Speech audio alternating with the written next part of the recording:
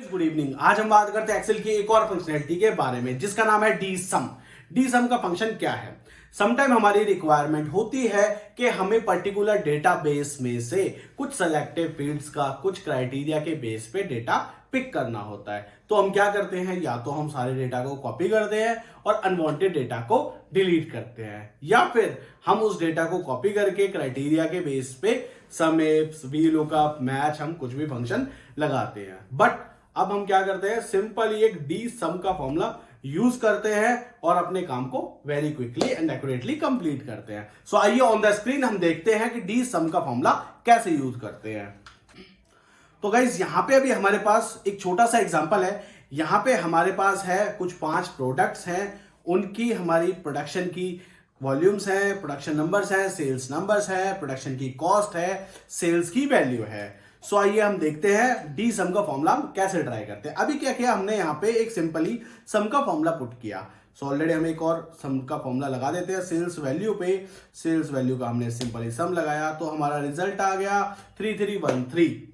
तो अभी हमने क्या किया, हमने टोटल जो हमारे 5 प्रोडक्ट थे, product A B C D E, हमने इन सबका सम कर लिया। अब हमें अगर इनमें से सिर्फ प्रोडक्ट सी का डेटा चाहिए, प्रोडक्ट सी का अगर हमें डेटा चाहिए तो हम क्या करेंगे, या तो हम इसको कंप्लीट को कहीं पे कॉपी करेंगे और बाकी सारे डेटा को डिलीट कर देंगे, या फिर हम इसको कॉपी करेंगे और अपने जहां पे हमें डालना है एक हेडर के साथ हम इसको लेके जाएंगे और पेस्ट कर देंगे।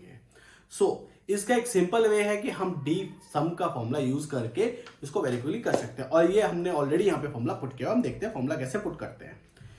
ऑलरेडी हम देखते हैं सबसे पहले यहाँ पे प्रोडक्शन नंबर्स के ऊपर हमने फॉर्मूला पुट किया है। हम F2 करते हैं, हम फॉर्मूला देखते हैं फॉर्मूला क्या है। Formula is equals to D sum. हमने क्या किया, D sum then C3 to H8 है। C3 to H8 is our complete range. This one यहां से लेके यहां तक हमने कंप्लीट अपना डेटाबेस ले लिया। देन फॉर्मूला हमसे पूछ रहा है फील्ड क्या है, field is E11। E11 is this production number, मतलब हमें ये ढूंढना है, सारे डेटाबेस में से हमें प्रोडक्शन नंबर ढूंढना है। And third is criteria, criteria is C11 to H12, मतलब जो हमारा ये एक फील्ड है ना, ये C11 से H12 के बीच में मिलेगा, मतलब हमें यहां मिलेगा वो क्राइटेरिया। मतलब अब इसको अगर हम सिंपली समझते हैं तो डी सम का फॉर्मूला क्या करता है, कंप्लीट डेटाबेस में से जाएगा, देन हमारा प्रोडक्शन नंबर्स को ढूंढेगा उस कॉलम को, और ये प्रोडक्शन नंबर्स को कहां से मैच करेगा, दोनों के बीच में इस रेंज के अंदर से, इस क्राइटेरिया के अंदर से मैच करेगा और हमें रिजल्ट लाके दे देगा, उसका सम कर देगा। सो यही हमारा आंसर है 180। अभी हमने यहाँ पे प्रोडक्ट डी लिया, हम ले लेते हैं प्रोडक्ट सी। प्रोडक्ट सी का रिजल्ट है 173, यहां पे रिजल्ट है हमारा 124, प्रोडक्शन कॉस्ट के अंदर हमारा रिजल्ट है 580, सेल्स वैल्यू के अंदर रिजल्ट है हमारा 725। तो रिजल्ट हुआ हमारा करेक्ट। अभी हम क्या करते हैं, यहाँ पे क्विकली हम एक काम करते हैं, प्रोडक्ट सी को यहां पे चेंज कर देते हैं। हमने इसको भी प्रोडक्ट सी कर दिया, हमने इसको भी प्रोडक्ट सी कर दिया। सो हमारा रिजल्ट क्या आया, हमारा रिजल्ट आ गया 345। हमने क्या किया, 172 और 173 को ऐड कर दिया यहाँ पे, तो हमारा रिजल्ट आ गया 345। सो इसने फॉर्मूले ने क्या किया, क्विकली हमारे क्राइटेरिया के अकॉर्डिंग सारा डेटा फील्ड के अकॉर्डिंग डेटाबेस में से जा गया, पिक किया और हमें एज अ रिजल्ट लाके दे दिया। सो आइए इसकी एक प्रैक्टिस और करते हैं।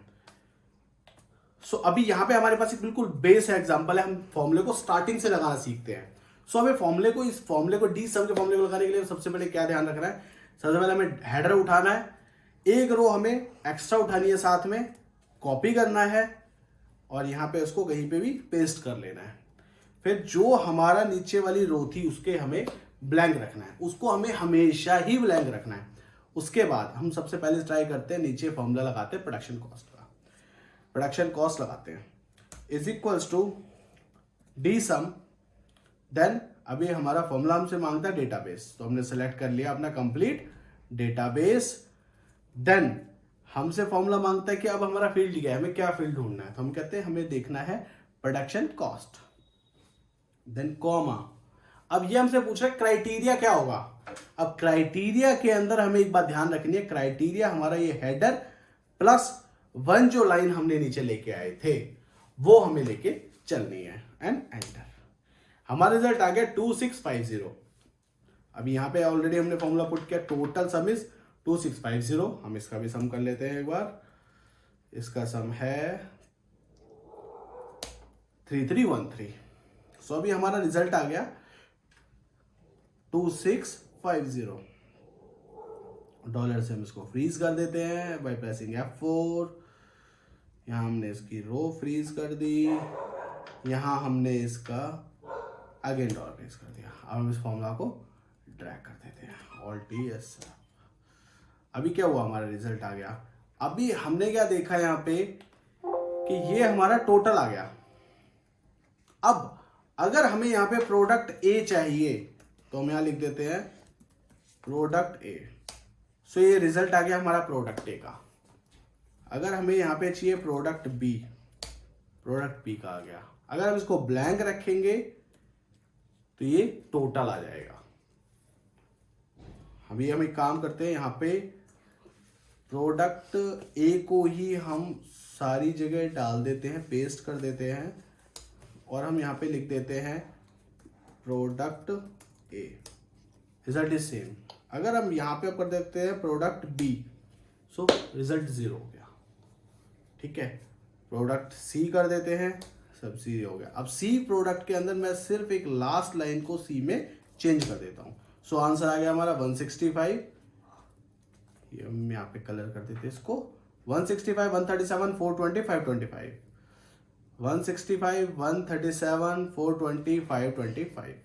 सो ये था हमारा डी सम का फॉर्मूला। सो आई होप आपको समझ आया हो। सो thank you so much for watching this video, and I will attach the same workbook in the description link so you can download and do practice. Thanks for watching.